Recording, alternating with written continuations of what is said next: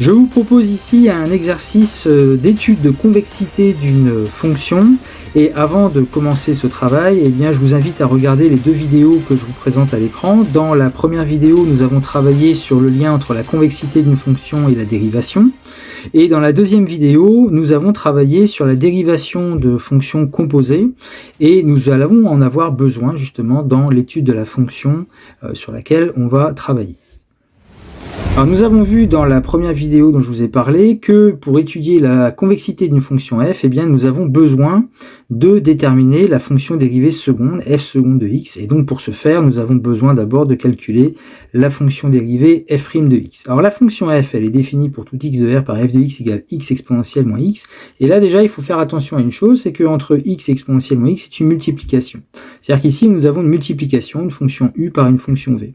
Et nous devons donc appliquer la formule de dérivation d'un produit dérivé de u fois v, c'est u'v plus uv', avec la fonction u donc, qui est égale à x, sa dérivée c'est 1, la fonction v c'est exponentielle moins x, et sa dérivée justement se calcule à l'aide d'une formule de dérivation d'une composée, c'est de la forme exponentielle w de x, et la dérivée d'une fonction de la forme exponentielle w de x, c'est w' de x fois exponentielle de w de x. Or, la fonction w, en fait, c'est moins x, donc sa dérivée, c'est moins 1, c'est pour ça que vous avez un moins ici, il aurait fallu écrire moins 1 fois exponentielle moins x, mais finalement, on peut l'écrire directement comme étant moins exponentielle moins x. Maintenant, on passe au calcul de la dérivée première, donc f' de x, donc c'est u', donc 1 fois v exponentielle moins x, plus x fois, entre parenthèses, moins exponentielle moins x, qui correspond donc à v'. Et on va pouvoir transformer cette expression en faisant une factorisation par exponentielle moins x. Donc le facteur commun, je l'ai souligné, en rouge ici, c'est exponentielle moins x, on met devant. Et dans une parenthèse, on met ce qui reste, c'est-à-dire 1. Pourquoi moins x? Parce que c'est plus x fois moins 1, c'est le moins qui est ici, donc ça fera bien 1 moins x. Et donc la dérivée f' de x est égale à 1 moins x exponentielle moins x.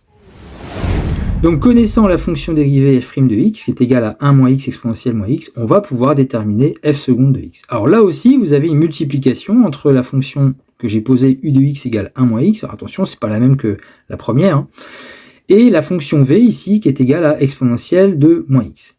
Alors, nous avons donc u de x est égal à 1 moins x, c'est-à-dire u' qui vaut moins 1. La fonction v exponentielle moins x, sa dérivée, on l'a fait juste avant, c'est moins exponentielle moins x. Et donc, on va encore appliquer la dérivée d'un produit, c'est-à-dire u'v plus uv'. Donc, nous avons f seconde de x qui est égal à moins 1, ça c'est u', fois v, plus u ici, fois v', c'est-à-dire moins exponentielle moins x. Et on recommence, c'est-à-dire qu'on factorise encore par exponentielle moins x. Donc, facteur de moins 1 plus 1 moins x fois moins 1, ne pas oublier le moins 1 qui est ici. Ensuite, moins 1 fois 1 moins x, ça nous fera moins 1 plus x, et donc, lorsqu'on réduit la parenthèse ici, ça nous donne x moins 2 fois exponentielle moins x. Voilà la dérivée seconde. Et nous allons donc terminer cette étude de convexité en déterminant le signe de cette dérivée seconde, donc qui est égal à x moins 2 fois exponentielle moins x.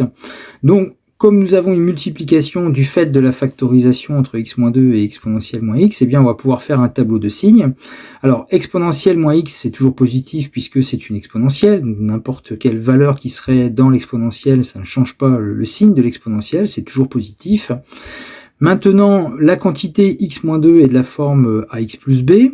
On cherche pour quelle valeur cette quantité s'annule. Donc x-2 égale 0, donc ça fait x égale 2. Donc ça s'annule pour x égale 2. Et on rappelle que c'est du signe de a à droite.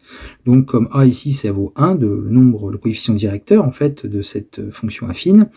Donc nous avons comme signe moins ici et plus à droite. Et donc en appliquant la règle des signes, nous obtenons pour notre dérivée seconde, donc moins entre moins l'infini et 2, positif sur l'intervalle 2 plus l'infini, et donc elle s'annule pour x est égal à 2. Et nous terminons donc en disant que comme notre dérivée seconde est négative sur l'intervalle moins l'infini 2, la fonction f est concave sur l'intervalle moins l'infini 2.